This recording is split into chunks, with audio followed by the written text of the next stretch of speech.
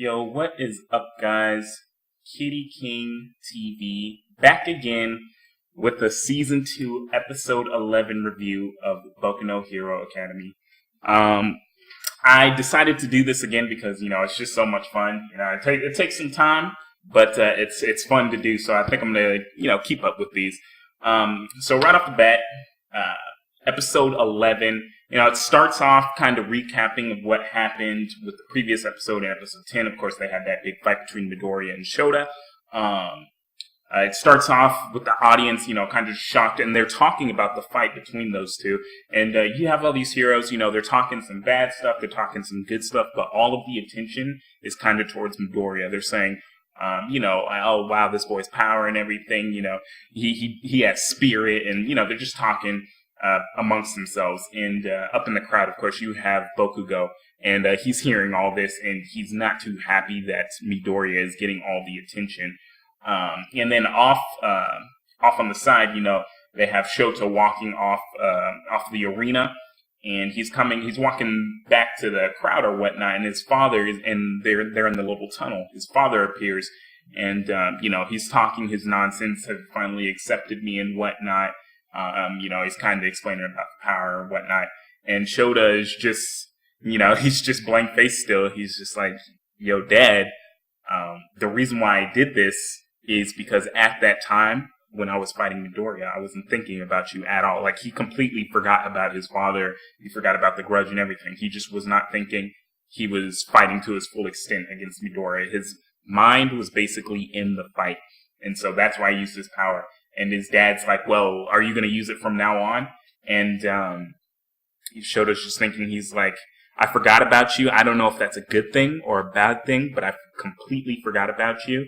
And I'm going to have to think about, if this should be permanent or not. And then he just walks off, and his father's just like, damn, dude, did my own son just diss me like that? And basically, he just walks off. And then, it switches scenes over to Midoriya in the infirmary, and his friends come to greet him. Iida, the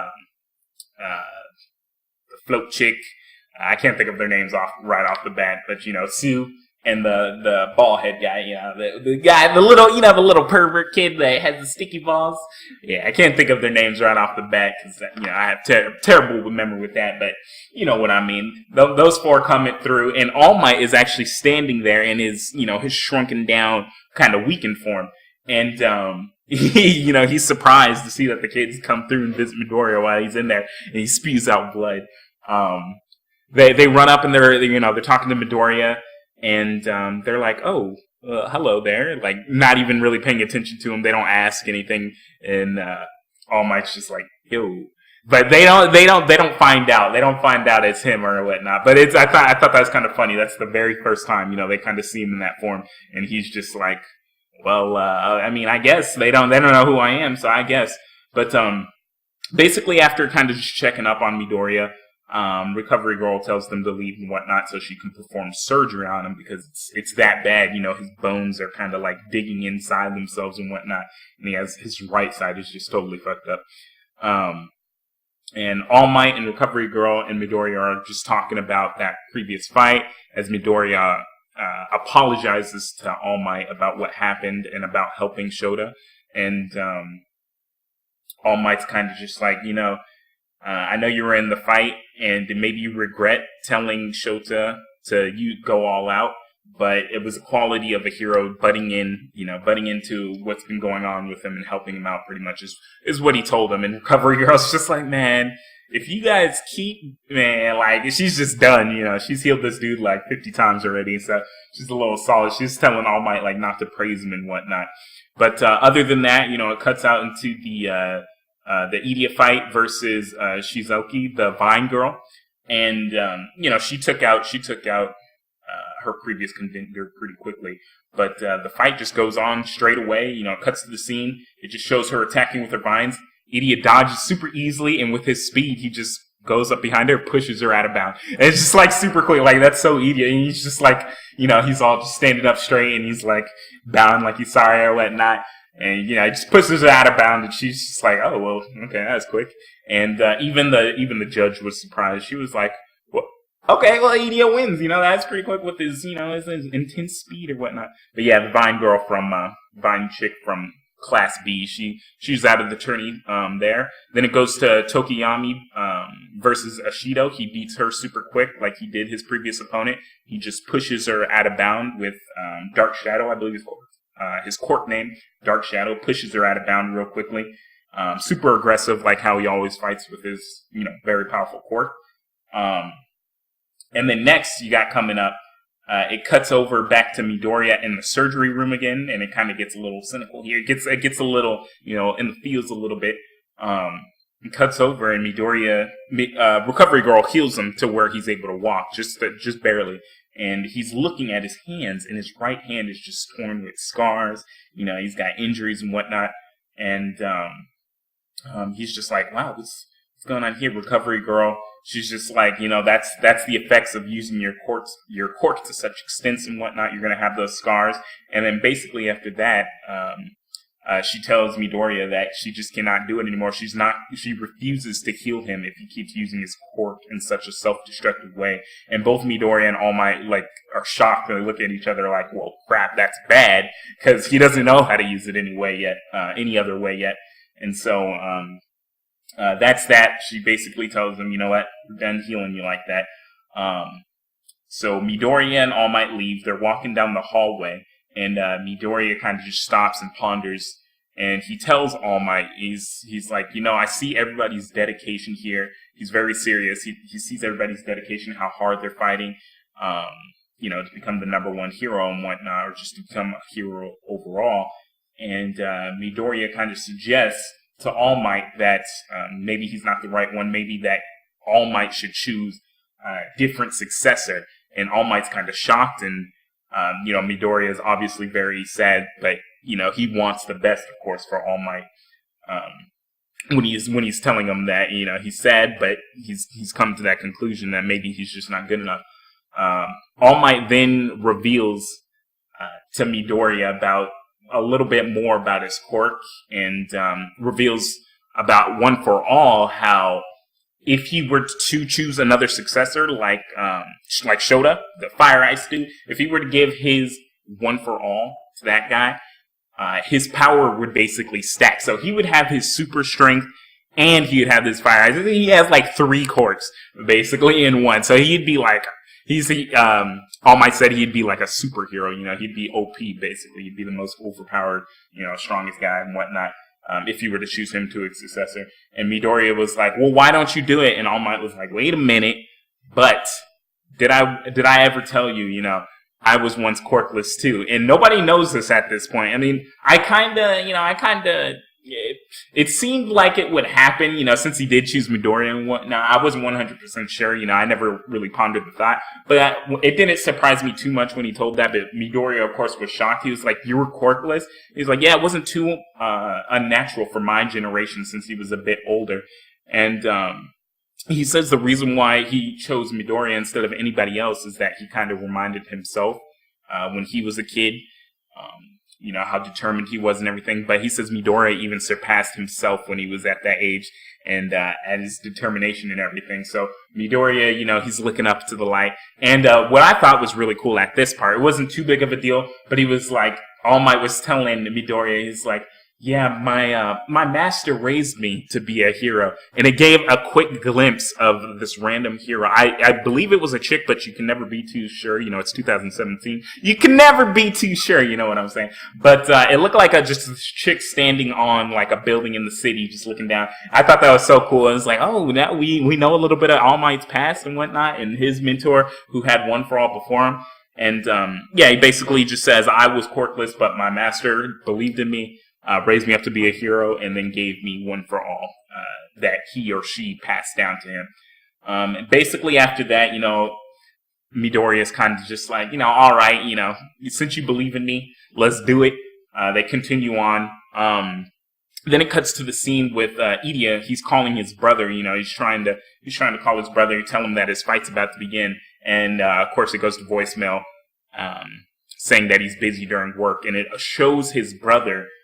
His name was I forgot his hero name. I wasn't too sure. It was I have it written down somewhere, but I forgot his hero name. But anyways, it cuts to him, and he's just, he's on comms with two other heroes, and it seems like they're in teams or whatnot. And he's chasing a dangerous criminal, and he finally jumps in this alleyway, and he finds them. It just cuts to that scene. It's like, I finally found you, the hero killer, and it's just like the silhouette of just this guy, just, obviously villainous looking, kind of somewhat badass because he's kind of mysterious. Just cuts to him there, and he just looks at him, and as soon as that goes by, it cuts it to another scene of Kirishima versus Bokugo. This is the hardening guy who turns his skin rock hard and whatnot versus Bokugo, the explosive grenade guy. And it seems that he's having the upper hand in the fight. He's throwing punches. He's shielding the blows and whatnot. But Bokugo, throughout the fight, finally realizes his weakness was to draw out the fight to an extensive time, because he knows that, hardening his body the whole time was wearing out kind of his quirk, was wearing out his stamina, and he was getting weaker and weaker as long as the fight was going on. That's why he was trying to end it quickly with the offensive kind of attack, or offensive way to the fight. Bokugo then, goes on a barrage of just blast, and finally blast him so much. He was just going ham. He did like this, I don't know, he put both of his hands and did like this machine gun type of blast. I thought it was pretty cool. And just blowing, weakening him, blowing him a ton, shooting him his grenade, those explosions out, and it's pretty badass moment. Until he finally, knocks him out with enough explosions. He was so weakened, he got knocked out finally by him. And then here is kind of where the episode got more juicy. It was Iida versus Shoto. Now this battle was definitely, done. It was meant to be kind of like the badass moment of the episode.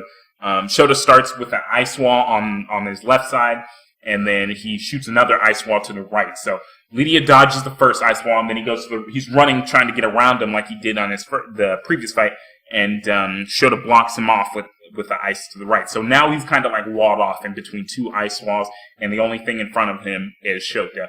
And so Shota then puts his hand on the ground, does an ice wall towards him to try and finish off the fight.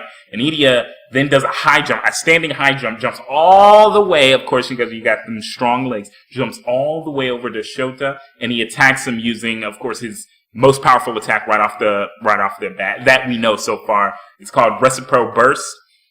He basically puts all his engine in his legs, and he has super speed. So he goes and he attacks Shota with one leg. He misses because Shota dodges. He ducks down and he dodges the blow. But before Shota can even get back up, Iida has already touched the ground and gone in for another quick. So he's still crouching down when Iida, with his speed, just goes down, touches the ground, jumps back for another kick. That's how fast he was. And everybody was like, what the hell? How's this attack so fast? Basically, type of deal. And he lands it, and the blow looks crushing. I thought for a second they were going to throw a plot twist in. I was like, wait a minute, is Shota actually about to lose? Of course, he's only using his ice right now. But I was like, that kick looked like if I got kicked by that, of course my body would implode. But yeah, he kicked him pretty hard down on the ground. And then he grabs him by the shirt, and he's running out of bounds. As he's running, Shota, he kind of freezes up, and he stops, and it shows his engine is frozen. And Shota's just like, yeah, I bet you forgot I had these tricks up my sleeves. While he got kicked, he froze his engine, and it slowly, froze his whole body. And Iida's just like, well, shit, I'm immobilized, I can't win.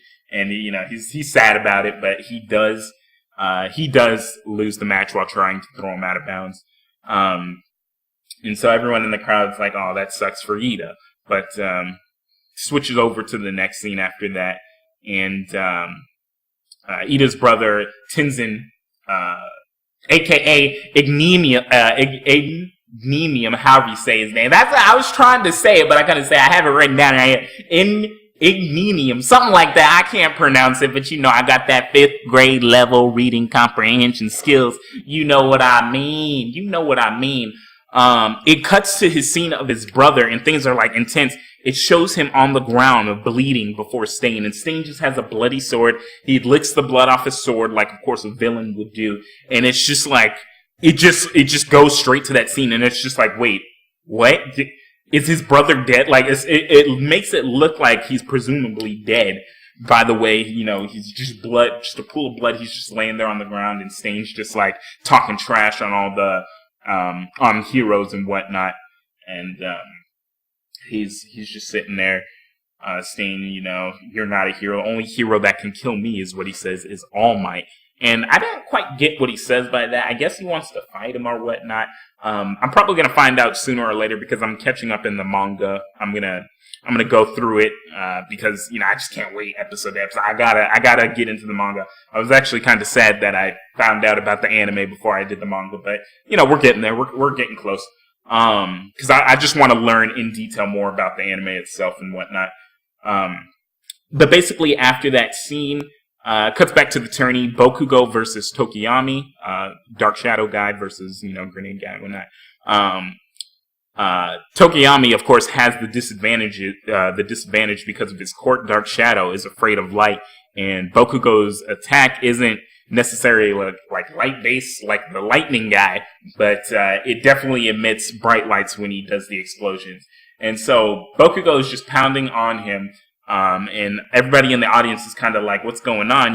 Normally Tokiyami is very aggressive when he fights, but they realize, that his Dark Shadow doesn't seem to be aggressive this match. And so Bokugo finally does I'm thinking this is that I can remember. This is his first technique that he named, but is pretty cool. It's a pretty badass moment. Bokugo kind of pounds his hands together, and he calls out. He's like, "Yo, stun grenade!" And it's just a huge explosion, and smoke goes out. And it was just so cool because he called that out, and it was kind of his first oh, this is my technique. Watch me show off a little bit. And it just leaves Tokiyami completely immobilized, and he's grabbing him by the beak. He put no respect on this dude's name. He grabbed him by the beak, and he's just holding him down with his hand, kind of blowing up smoke. And Dark Shadow, of course, is really scared because it hates light. But Tokiyami's just how did you find out? Bokugo's you're an idiot. I found out during the fight, of course, and about his quirk weakness. And Tokiyami's just well, there's nothing I can do. I surrender. I give up. So he gives up the fight and he loses. Bokugo, of course, goes on in the tournament. He advances. But I just thought it was hilarious how he's just kind of holding his beak and holding his right hand over him. Yeah, what's good now? I was just damn, put some respect on this dude's name. He's in the top 4. Why are you going to make him look like a bitch in front of the crowd? But, I guess he had to do what he had to do, to hold him down and whatnot. So he got the win. But in the stands, they're all... After Tokiyama gives up, they're all chatting. Iida gets a call from his mom. He's basically talking to Midoriya and whatnot, and he gets a call from his mom, and he goes in the back of the stands or whatnot in the little room, and he apologizes. He answers the phone and he's like, "Hey mom, sorry, I lost the fight. I tried my best and whatnot. I'm sorry." And his mom's just like, "What? No, that's not what I called you for.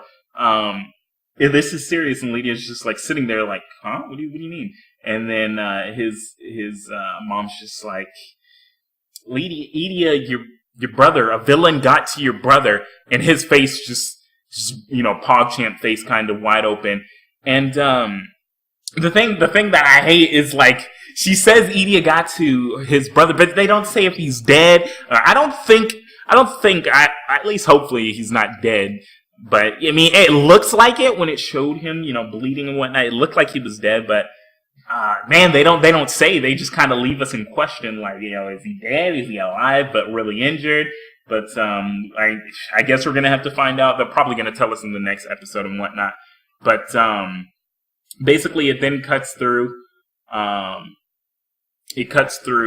Villain Stain, he's talking trash about heroes, of course, some more. And while he's talking all this crap on the villains, the teleporter guy comes up to him, and he sticks his sword inside him, but of course, he's like a shadow. He doesn't hurt him at all. The guy's like, yo, calm down. By the way, his name is Kurogiri, the teleporter guy. I just call him teleporter guy because, that's what he does. He teleports, he makes the black holes. But, yeah, Kurogiri, he's just like, yo, calm down, son. Yeah, calm down, bro.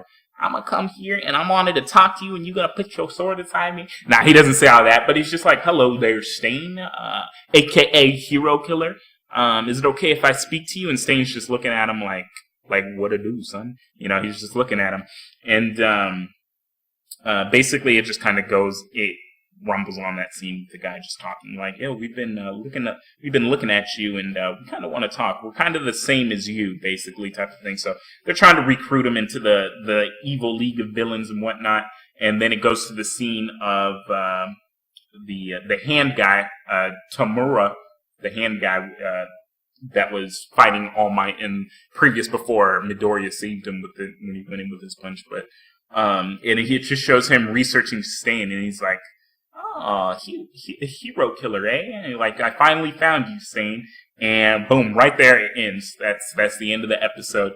But yeah, other than that, that was all they had. It had a lot of action in this episode. A lot of fights going on and a lot of unexpected stuff. With All Might and his cord, with Iida's brother. A lot of unexpected stuff in this episode. But overall, it was pretty good. I would like to see what happened to Iida's brother, so I'm hoping next episode, they tell us, is the boy dead or is he alive? But yeah, other than that, let me know if you guys liked the video. I apologize if I had couple mistakes or images mistakes. I may have a couple in there, as you see.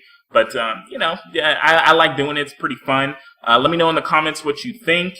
Also, guys, if you ever want to chat about Boku No Hero or whatnot, you could always join my Discord. I'll leave a link in the description below. But, yeah, other than that, I'll catch you guys next time.